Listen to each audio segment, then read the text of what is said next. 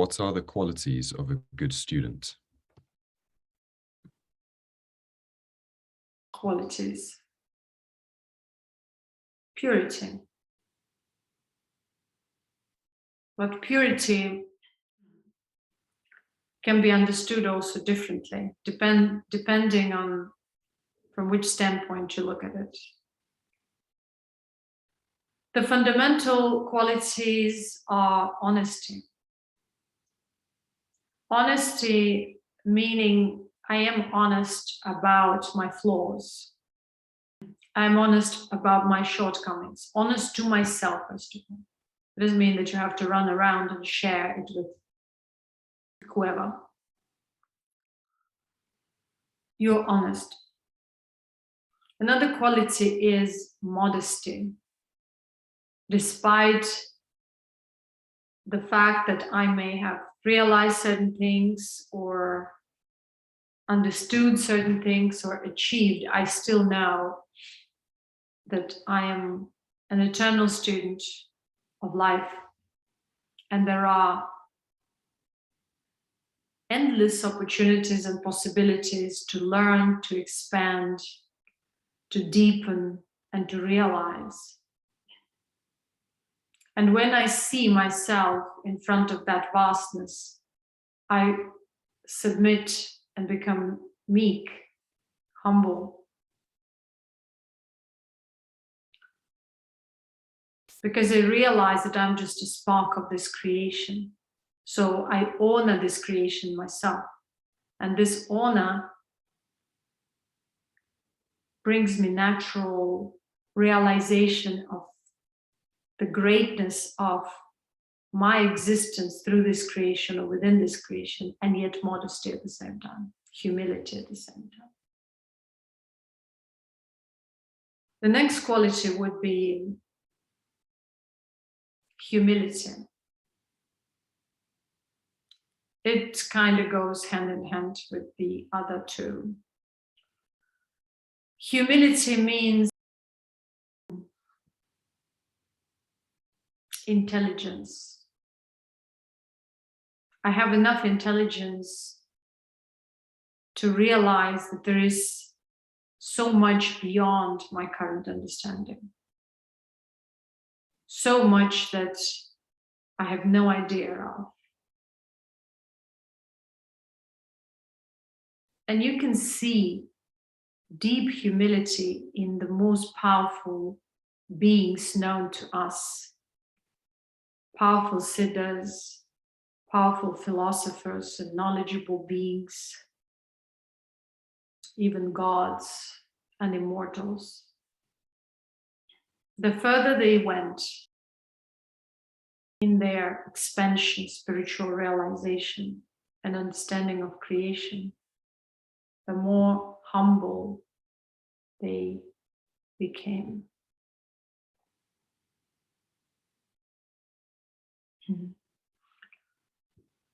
That's why their evolution didn't stop anywhere and didn't take detours.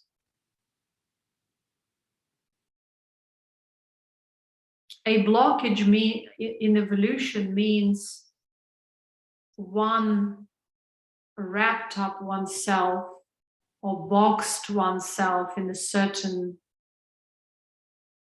way, defined oneself in a certain way, found a niche, a position, and thus limited oneself through it. Evolution means breaking through the limitations, unconditioning, expansion. When we hold on to something and define ourselves through this, either it's knowledge, either it's something tangible or intangible, we get stuck, we get tangled, we get maybe even confused, because again, we disperse within the projection. We find definition of ourselves, of our unlimited being within the projection, and it creates a deep sort of it creates a limitation within ourselves, within our being. Now, the next quality is openness, open-heartedness, openness of some sort. So this openness means that one is opposite to a rigid mind. One does not hold on to anything. One does not hold on to any ideas or concepts or ideologies. One is fluid. One is flexible. One realizes that there are multiple possibilities of interpretation of creation. One considers all these possibilities, but holds on to the unconditional being, which is absolute, which gives the kind of, which gives a way to all these philosophers, or is the root of all these philosophies and ideologies, but yet is beyond these ideologies or philosophies or any sort of limited streams of interpretation of this creation. So when one holds on to this unconditional being and cultivates it within, one realizes oneself beyond any philosophies, any ideologies, any sort of spiritual streams of thinking. And so one may acquire different limited forms of knowledge. One may be knowledgeable, but one does not identify with these pieces of knowledge. One knows that there are different sort of areas of knowledge that may exist sort of and occupy their own niche, but the unconditional being is always there, so one holds onto that unconditional being. That's the thing. Now, another point is, another quality is simplicity. But simplicity can also be misunderstood. It's not that you are just trying to forcefully simplify your life. It's just that you've realized the root. You hold on to the root of existence, and thus nothing can occupy your mind more than it's necessary, more than it can serve the purpose. You know, your relation to the world is just, you know, to a necessary degree only. So in a way, you know what I'm trying to say. It's like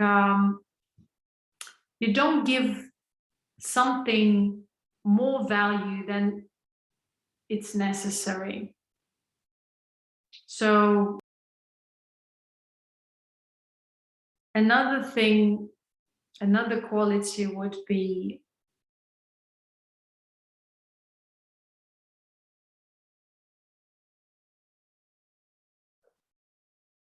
unconditional dedication to the process of self-refinement. Often people think that one needs to be dedicated to someone or something. People look at the external form of teaching usually, rather than grasp the essence.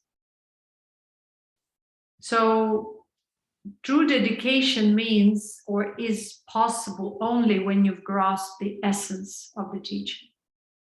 Because you're not holding on to the words, you're not holding on to some sort of ideas or rules.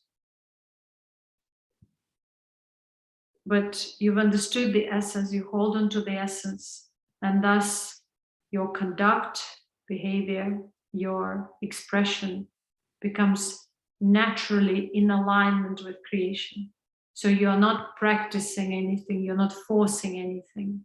You're not trying to force any diet on yourself or lifestyle or particular way of behavior, which usually comes from hypocrisy or a feeling of I must do this and that so that I am considered to be spiritual or spiritually evolved.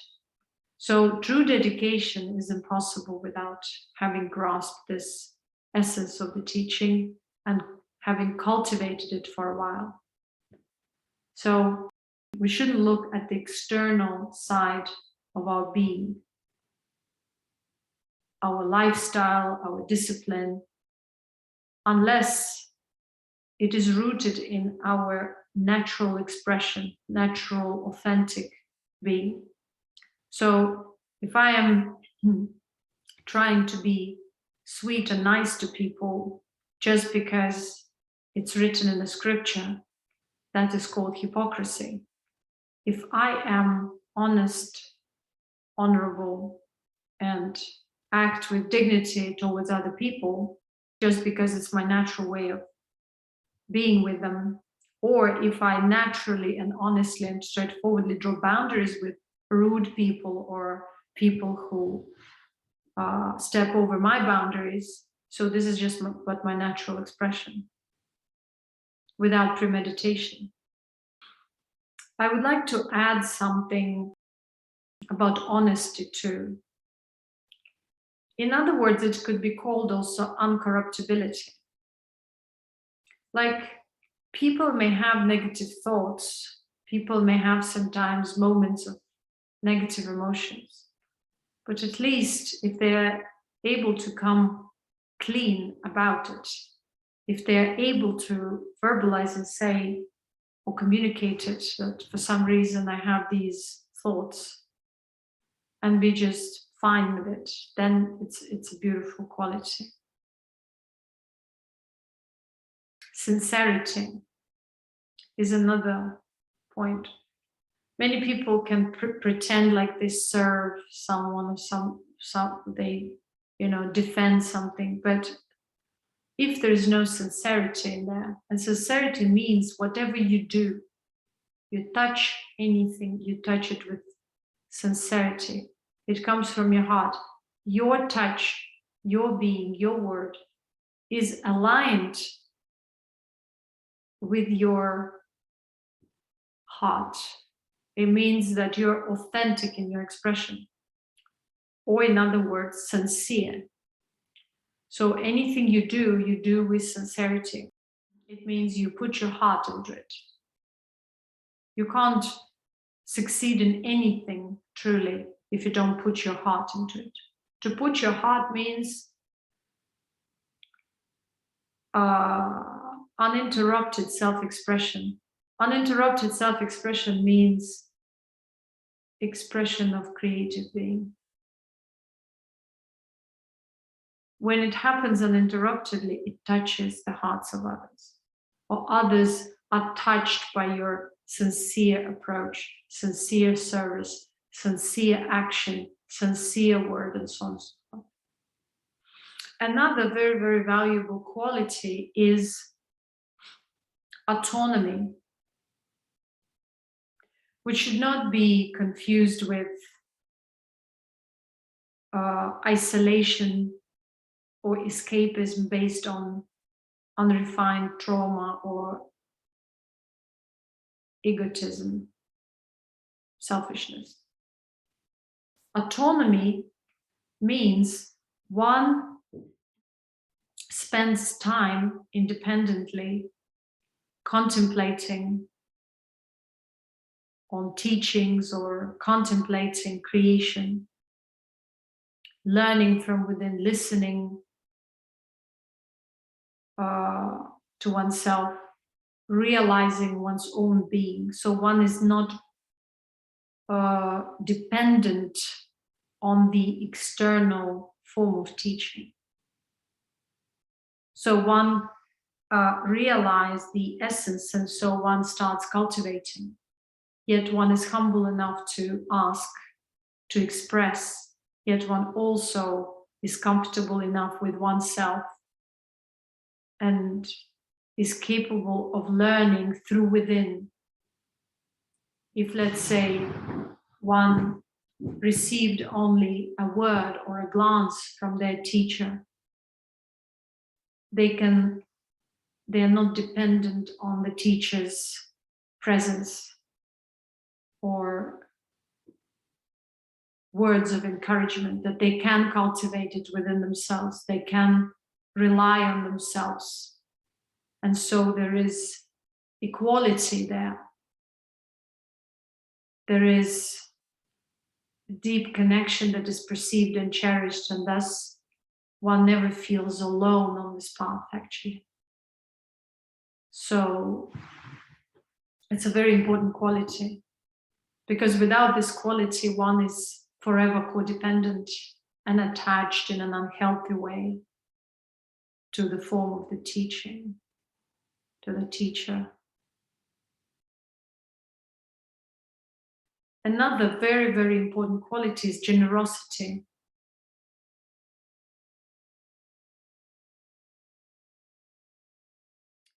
When that adept is refined to a degree, they never feel lack. They feel deep gratitude to their existence. So they are not in lack. They feel that the intelligence, their being, can produce enough for them. They feel abundance. They are devoid of greed. Their focus is on their root, on their higher being, and yet they are very balanced and well off on their mundane level as well. So it means that they are in alignment. Generosity, openness means that they can share. They can share. They are not stiff or rigid or hold on to anything. One thing is to enjoy everything, and one is to have something or everything, and yet to hold on to it and be so scared to lose it so that you can't actually enjoy it.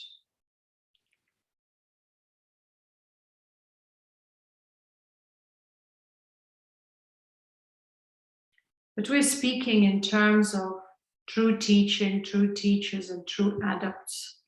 We're not talking about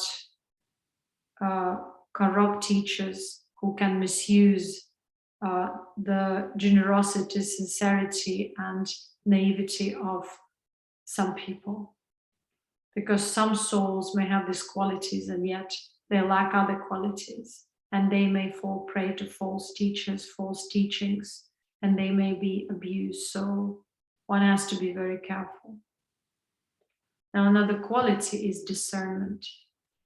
One is not ready to be a real spiritual adept if one has not gained discernment and cannot see through falsehood. They have to have at least that degree of discrimination to be able to see through the falsehood, through the corruption, so that they can also recognize the teaching and the teachers they deal with. Before they demonstrate their generosity or dedication externally, they have to see who they're dealing with from within.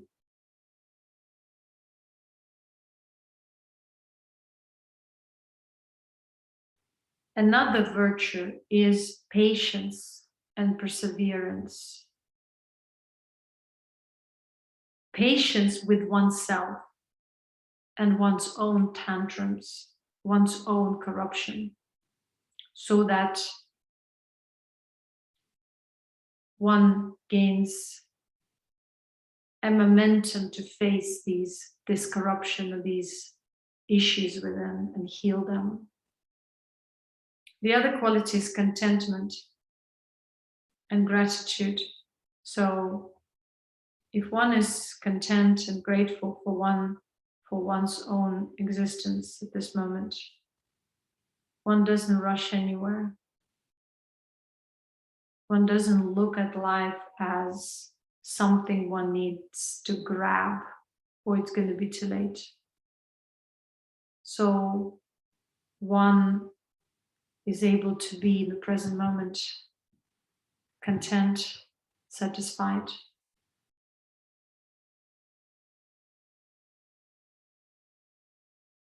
Another quality is kindness.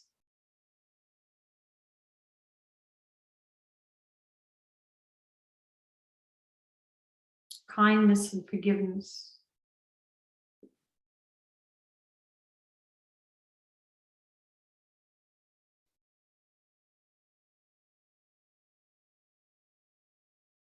When one learns to be tolerant with others, with the flaws of others, and not to assume superior position. One understands that everyone makes mistakes, and one is capable of forgiveness and letting go, and kindness. Sincerity also includes being aware of own flaws and being able to admit them to oneself and to the teacher if necessary, if one has a teacher.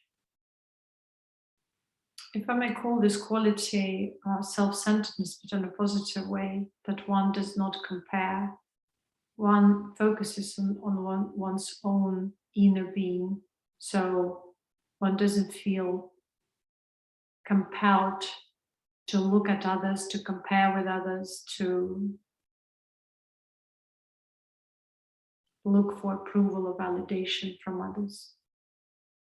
So one is rooted in one's own being. And another quality is love. One is open to love other people, to serve, to support others, but not in a idiotic way or a corrupt way, more than like, it's a quality, compassion, you may say. It's a compassion where one is ready to be there for others if necessary. I suppose these are all the qualities that I could list. A truly mature adept never looks at one's life as some sort of a race, evolutionary race. I have to be there, I have to get there. They flow, they're in a flow, in alignment. They never think about whether I progress or I don't. They just live day to day, attending to their daily chores or duties, and yet retaining that higher awareness at all times. That's a quality of a true student. True wealth is in deep awareness. The deeper you're aware of yourself, the wealthier you are. So that's the wealth of a student. Deep awareness that allows you to align yourself within through various levels, through life, and to evolve through this life, through the alignment, through various functions and roles, and yet in one flow with that high awareness. So that's the purpose of any true spiritual adept.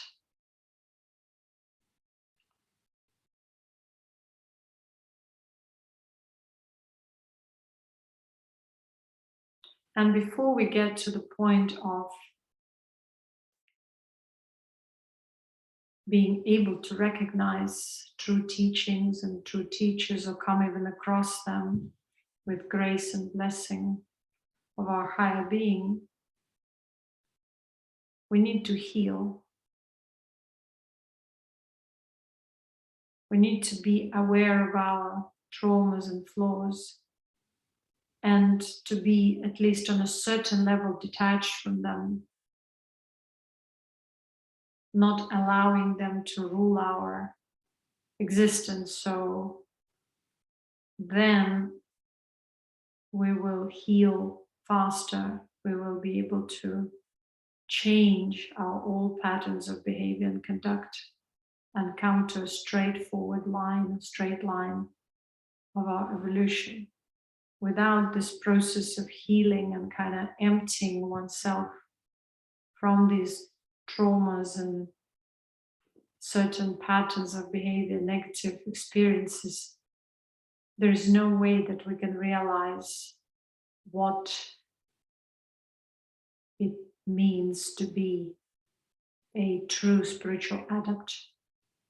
We won't even come to such a possibility, or to any near to, I mean, we won't be able to come nearer or near to any true spiritual teaching or teachers. There has to be some depth to us that is natural after the process of healing and self-refinement. At least on some level, it has to be there, so that our awareness starts expanding, and we become capable of perceiving higher frequency of existence within ourselves. And so that perception will open up the door for us to manifest higher forms of knowledge, teachings and teachers, higher teachers, more advanced teachers, true teachers. Otherwise, all we manifest is just those who reflect our flaws and corruption.